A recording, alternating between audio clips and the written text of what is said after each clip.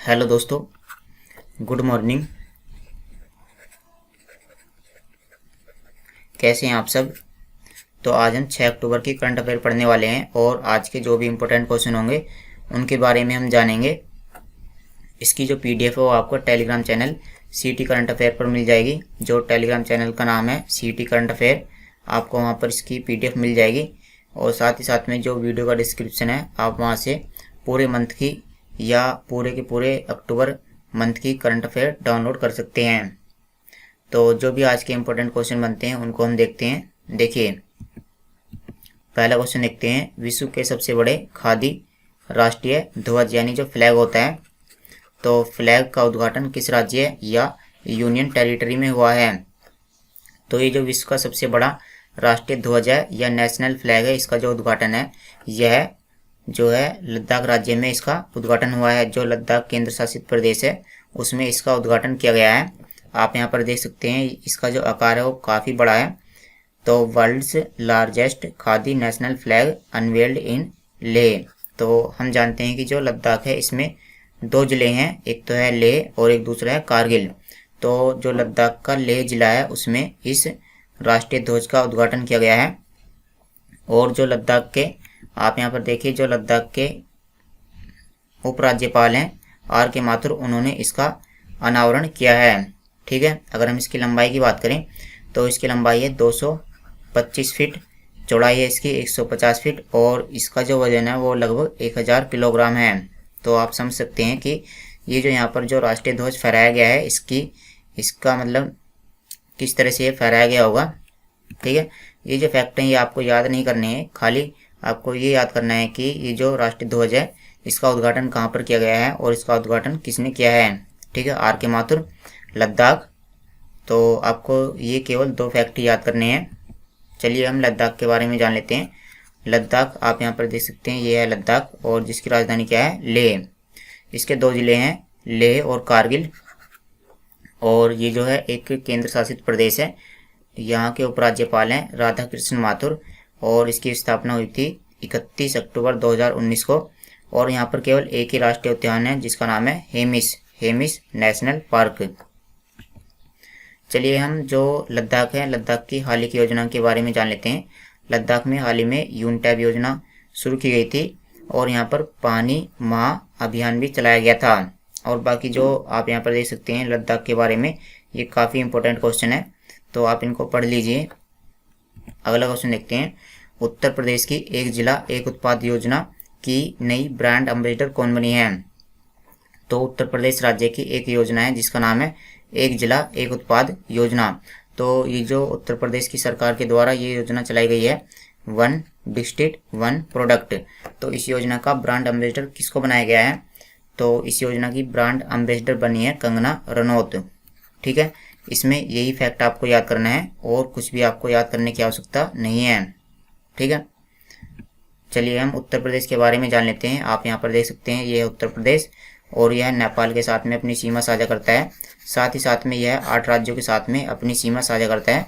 तो आप इस फैक्ट को याद कर लीजिए क्योंकि ये जो 8 है यह सबसे ज़्यादा है। यहाँ की राजधानी है लखनऊ और यहाँ के मुख्यमंत्री हैं योगी आदित्यनाथ और यहाँ के राज्यपाल हैं आनंदीबेन पटेल। यहाँ पर केवल एक ही राष्ट्रीय उद्यान है जिसका नाम क्या है, दुधवा। देखिए, उत्तर प्रदेश में एक राष्ट्रीय उद्यान है दुधवा। यहाँ पर ये जो लद्दाख है, लद्दाख में भी एक ही राष्ट्रीय उद्यान है हेमिस। बिहार में वाल्मीकि और झारखंड में बेतला। ठीक है ना, तो इस तरह से आप इनको याद कर सकते हैं। किस भारतीय संस्थान को 2021 का राइट लाइवलीहुड अवार्ड प्रदान किया गया है।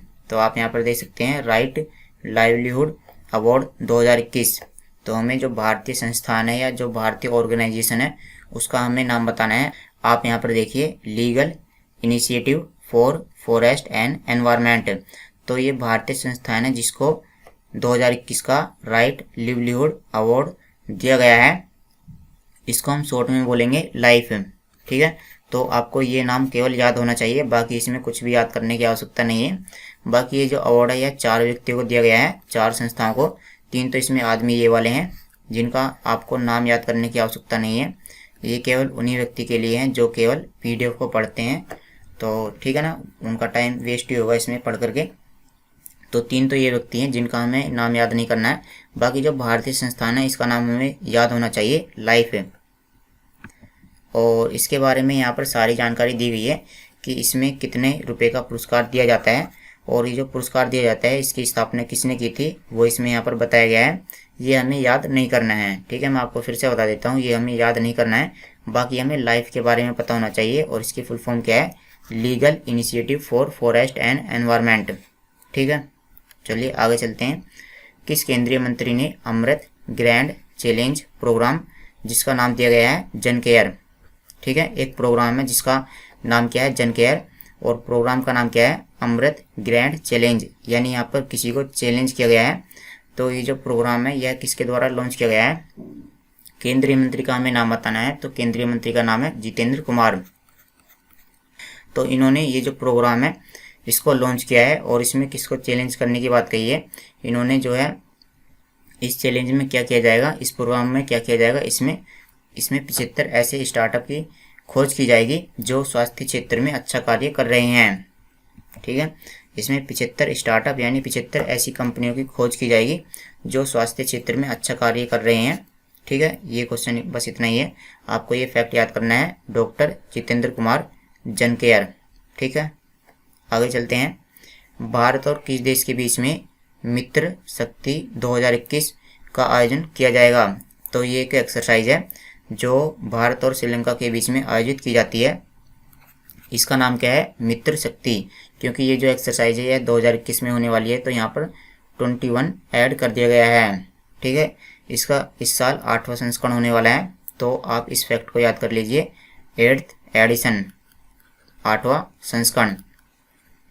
तो चलिए इसमें आगे जान लेते हैं। देखिए ये जो मित्र शक्ति एक्सरसाइज है यह 4 अक्टूबर से लेकर के 15 अक्टूबर तक होने वाला है, और यह श्रीलंका के अम्पारा में आयोजित किया जाएगा, ठीक है। केवल आपको इतना ही याद करना है, बाकी सारी जो जानकारी होती है वो आपकी नॉलेज के लिए दी जाती है, क्योंकि अगर आप केवल वन लाइनर क्वेश्चन पढ़ोगे तो वो याद नहीं किया जा सकता, ठीक है ना। वन लाइनर क्वेश्चन याद करने में काफ़ी दिक्कतें आती हैं और आप उसको जल्दी ही भूल जाते हो। देखिए श्रीलंका के बारे में बातचीत कर लेते हैं। इसकी राजधानी क्या है, श्री जयवर्धनेपुरकोट्टे, और यहाँ की मुद्रा है श्रीलंकाई रुपया। यहाँ की जो संसद होती है उसको हम बोलते हैं पार्लियामेंट। यहाँ के राष्ट्रपति हैं गोतबाया राजपक्षे, और जो यहाँ के प्रधानमंत्री हैं वो कौन है, महिंद्रा राजपक्षे। देखिए ये है एक कंपनी, तो कंपनी के एमडी और सीईओ कौन बने हैं, कंपनी का नाम क्या है, क्रिसिल, CRISIL। क्रिसिल के एमडी और सीईओ कौन बने हैं, तो इसके एमडी और सीईओ बने हैं अमीश मेहता, ठीक है। ये केवल आपको फैक्ट याद करना है, क्रिसिल के एमडी और सीईओ अमीश मेहता, ठीक है। बात इसमें ख़त्म हो जाती है। बाकी ये जो जानकारी है आपको पढ़ने की आवश्यकता नहीं है। ये जो क्रिसिल है, क्रिसिल इसकी फुल फॉर्म यहाँ पर दी गई है, ये भी आपको याद नहीं करनी है। और ये जो क्रिसिल है इसका कार्य क्या होता है, इसका कार्य ये होता है जैसे भारत की जीडीपी होती है, तो ये जो जीडीपी होती है उसका यह अनुमान लगाती है। Waste to wealth web portal को किसने लॉन्च किया है, वेस्ट टू वेल्थ पोर्टल। तो यानी जो कचरा होता है उससे हम पैसा कमाएंगे, ठीक है। जो कचरा है, जो अपशिष्ट पदार्थ हैं उससे हम पैसा कमाने वाले हैं। तो ये जो पोर्टल है यानी ये जो वेबसाइट है यह किसके द्वारा लॉन्च की गई है, तो आप यहाँ पर देखिए, office of the principal scientific adviser. Principal यानी मुख्य, साइंटिफिक यानी वैज्ञानिक, और एडवाइजर यानी सलाहकार। तो मुख्य वैज्ञानिक सलाहकार, तो ये जो है मुख्य वैज्ञानिक सलाहकार के द्वारा लॉन्च किया गया है। और आप जानते ही होंगे कि जो मुख्य वैज्ञानिक सलाहकार है उनका नाम क्या है, के विजय राघवन। तो उनके द्वारा इस पोर्टल यानी इस वेबसाइट का उद्घाटन किया गया है। और इसके ज़रिए क्या किया जाएगा, क्योंकि देखिए ये वैज्ञानिक हैं तो इस पोर्टल के ज़रिए वो इस तरह से सलाह दे सकते हैं कि जो कचरा है उसका किस तरह से प्रबंधन किया जाए, ठीक है। आगे चलते हैं। नमामि गंगे कार्यक्रम का आधिकारिक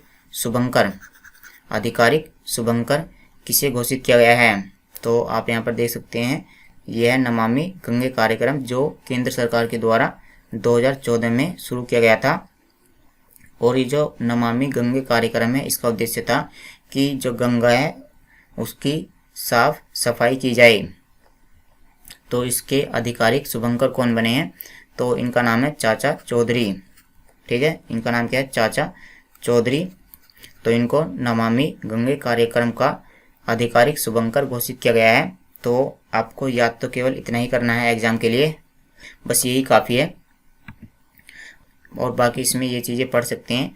देखिए चाचा चौधरी हैं, इनके नाम पर एक कॉमिक बुक रिलीज की जाएगी, जो कॉमिक्स होती हैं जिसको बच्चे पढ़ा करते हैं, कार्टून वाली। तो इस तरह से यहाँ पर एक बुक रिलीज की जाएगी।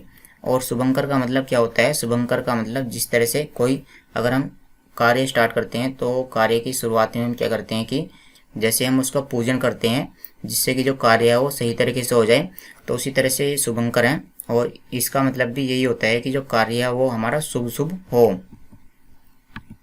अगला क्वेश्चन देखते हैं, किसने जल जीवन मिशन ऐप को लॉन्च किया है। देखिए जल जीवन मिशन ऐप, तो इसको लॉन्च किया गया है प्रधानमंत्री नरेंद्र मोदी के द्वारा। जल जीवन मिशन ऐप, जल जीवन मिशन ऐप। और इस ऐप का उद्देश्य क्या है, इस ऐप का उद्देश्य है कि जो जल जो है लोगों के घर घर तक पहुंचाया जा रहा है, तो उसका जो है सही तरीके से उसके जो आंकड़े हैं उनको सही तरीके से रखा जाए। ठीक है, साथ ही साथ में इन्होंने एक जल जीवन मिशन कोष भी लॉन्च किया है, राष्ट्रीय जल जीवन कोष भी लॉन्च किया है, राष्ट्रीय जल जीवन कोष, जिसका उद्देश्य क्या है, जिसका उद्देश्य है कि जो लोग हैं वो अपनी इच्छा से इसमें पैसे जमा कर सकते हैं और जो है देश की वो सेवा कर सकते हैं इस तरीके से। तो ये जो कोष है, यानी ये जो इस तरह से पैसे इकट्ठे कर लिए जाएंगे, इनका जो इस्तेमाल है वो जो लोग हैं उनके घर घर तक पानी पहुंचाने के लिए किया जाएगा। तो एक तो यहाँ पर ऐप लॉन्च किया गया है, साथ ही साथ में यहाँ पर ऐप के अंदर ही एक कोष का निर्माण कर दिया गया है। तो कोष में क्या किया जा सकता है, कोष में पैसे जमा किए जा सकते हैं। देखिए एक कंपनी है क्रेडिट मेड, तो क्वेश्चन ये है कि ये जो क्रेडिट मेड कंपनी है इसका किसने अधिग्रहण किया है, तो इसका अधिग्रहण किया गया है पेटीएम के द्वारा। यानी इसको किसके द्वारा खरीद लिया गया है, इसको खरीद लिया गया है पेटीएम के द्वारा। चलिए हम इसमें पेटीएम के बारे में जान लेते हैं। पेटीएम की स्थापना 2009 में हुई थी और ये एक भारतीय कंपनी है, और जो फ़ोन पे है वो भी एक भारतीय कंपनी ही है, और जो गूगल पे है वो अमेरिका की कंपनी है। इसका मुख्यालय नोएडा उत्तर प्रदेश में स्थित है, और इसके संस्थापक और सीईओ कौन है, विजय शेखर शर्मा। किस केंद्रीय मंत्री ने सुदर्शन भारत परिक्रमा को हरी झंडी दिखाई है, सुदर्शन भारत परिक्रमा। देखिए हम जानते हैं कि जैसे ये भारत है तो इसमें क्या किया जाएगा, इसमें यहाँ पर भारत की परिक्रमा की जाएगी। जैसे ये जो परिक्रमा है इसमें भारत की परिक्रमा की जाएगी। तो ये जो परिक्रमा है दिल्ली से, जो दिल्ली में स्थित लाल किला है वहाँ से शुरू करके इस तरह से वापस घूम करके ये यहीं पर वापस दिल्ली में आ जाएंगे, और ये जो परिक्रमा है यह पूरी हो जाएगी। तो आप यहाँ पर देख सकते हैं इसको किसके द्वारा हरी झंडी दिखाई गई है, तो आप यहाँ पर देख सकते हैं ये हैं गृह मंत्री अमित शाह। तो इन्होंने इस कार्यक्रम को हरी झंडी दिखाई है।